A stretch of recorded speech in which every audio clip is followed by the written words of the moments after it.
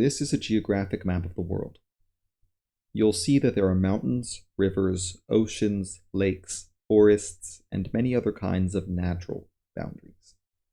This type of map is useful because it simplifies the globe, but it can obscure the reality at the ground level. These boundaries are real. Imagine that you're in a new place and you have to pick a location to make a home. You start walking in one direction, and you come across a river 100 feet across, and you have no idea how deep it is. Do you try to swim across the river, or do you just set up on your side? This is effectively the most primitive way that boundaries came about. These natural boundaries are still many of the borders for countries and regions today. The Appalachian Mountains make the western border of many of the eastern states in the United States of America. In the European continent, France is separated from Spain by the Pyrenees. In Africa, Lake Tanganyika separates the Congo from Tanzania. The Romans were just like us, and they found that rivers or mountains can be easily protected boundaries, since they're much easier to defend than a border in a field. You can more easily prepare a defense when you're watching your enemies build a bridge or wade through the water with their weapons in their hands. In America, we have states that join together to make a federal government. The United Kingdom is a collection of countries in a union. Many of the countries around the world are actually federations, and when you see their official name, that becomes clearer. There is the Russian Federation, the Federal Republic of Germany, the United Mexican States, and there are a lot of others. Broadly speaking, these federalized countries have regions, such as states or prefectures, that experienced some level of autonomy and chose to exchange independence for advantages of being a part of a larger country. These states then send representation to a federal government that's then beholden to the states, and more or less operates the collective will of the states. The alternative to this system is to turn the pyramid upside down and reverse everything.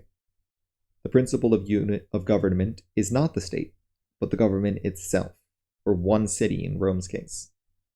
The government finds it convenient to form administrative regions, but these are broadly creations made by the government for making administration easier.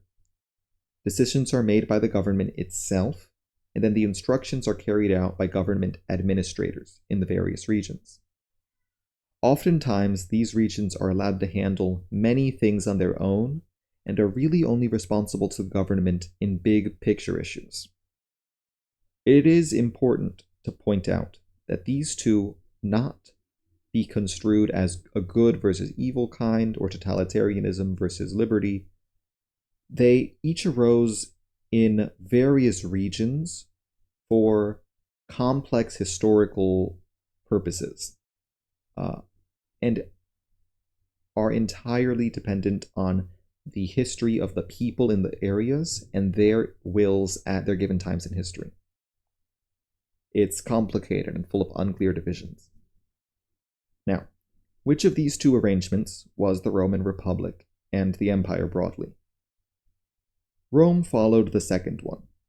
As Rome expanded from just a city on one hill to 7 hills, then to the peninsula and the Mediterranean as a whole, the political center remained in the city Rome.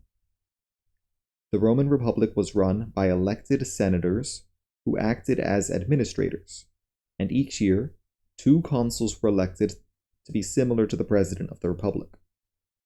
These men were only permitted 1-year terms, and there were a lot of rules about when someone could hold an office a second time.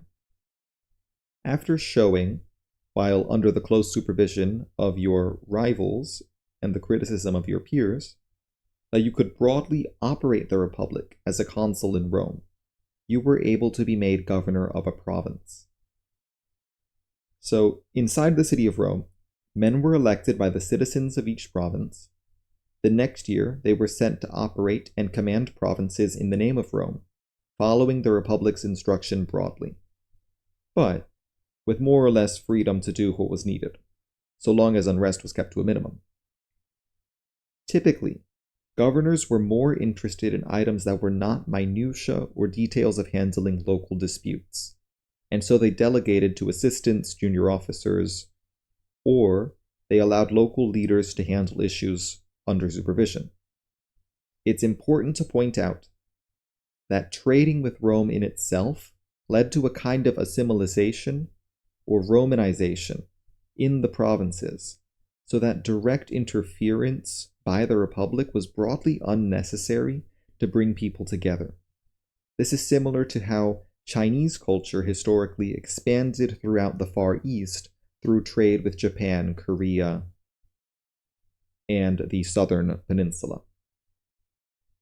In a nutshell, as long as the men for the military were provided, the taxes kept getting paid, and the trade goods kept arriving in Rome, a governor was seen as a success, and the Republic was happy. The Roman Republican Empire had a centralized government that planned big picture items in the provinces. But due to convenience and limited technical capacity to administer tens of millions of people, they allowed local regions to broadly self-govern under a Roman governor, as representative of Rome, so long as minimum expectations were met.